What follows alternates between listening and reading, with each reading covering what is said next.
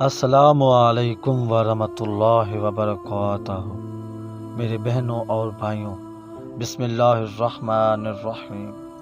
خواب میں حضرت علی علیہ السلام کا آنا ایک روحانی اور باطنی تجربہ ہوتا ہے جس کی تعبیر مختلف انداز میں کی جا سکتی ہے، اور یہ خواب دیکھنے والے کے ایمان، حالات اور نیت پر بھی مختصر ہوتا ہے۔ یہاں ایک مکمل اور تفصیلی داستان بطور مثال پیش ہے۔ خواب میں حضرت علی علیہ السلام کا دیدار، ایک روحانی داستان۔ ایک رات ایک نیک دل نوجوان جو سچے دل سے اہل بیت علیہ السلام سے محبت رکھتا تھا، شدید پریشانی میں مبتلا ہو کر سو گیا۔ وہ کئی دنوں سے روحانی بے سکونی محسوس کر رہا تھا، دل میں سوالات تھے، راہیں الجھی ہوئی لگتی تھی۔ اس رات اس نے سونے سے پہلے دعائیں مانگی، یا اللہ مجھے ہدایات عطا فرما، میرے دل کی گہرائیوں سے جواب دے۔ اسی رات اسے خواب میں ایک نورانی منظر دکھائی دیتا ہے۔ وہ دیکھتا ہے کہ ایک باغ جس میں خوشبوئیں مہک رہی ہیں، سبز روشنی ہر طرف چھائی ہوئی ہے۔ اچانک ایک عظیم نورانی شخصیت داخل ہوتی ہے۔ ان کے چہرے پر جلال اور جمال دونوں کا امتزاج ہے۔ ان کے ہاتھ میں ذوالفقار ہے اور آنکھوں میں شفقت و حکمت کی جھلک۔ نوجوان حیران ہو کر پوچھتا ہے، آپ کون ہیں؟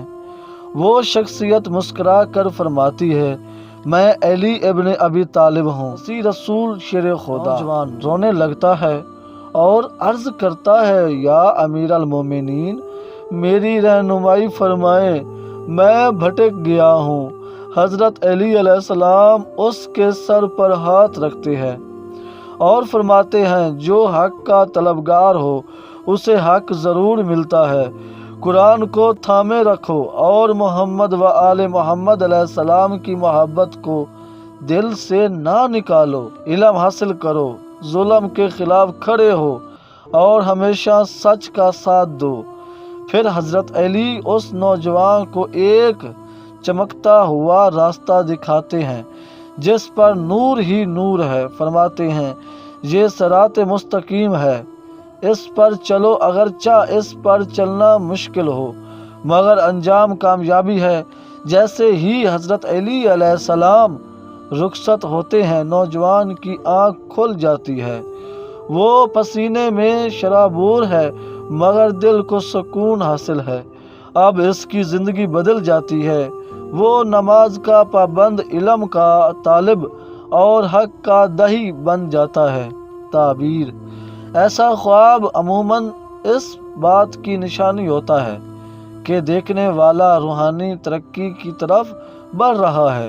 حضرت علی کا دیدار ایک بہت بڑی سعادت ہے اور اس اشارے کہ اہل بیت کی طرف رجوع کیا جائے، سچ، عدل، علم اور تقوی کے راستے پر چلا جائے۔ اللہم صلی علی محمد و آل محمد۔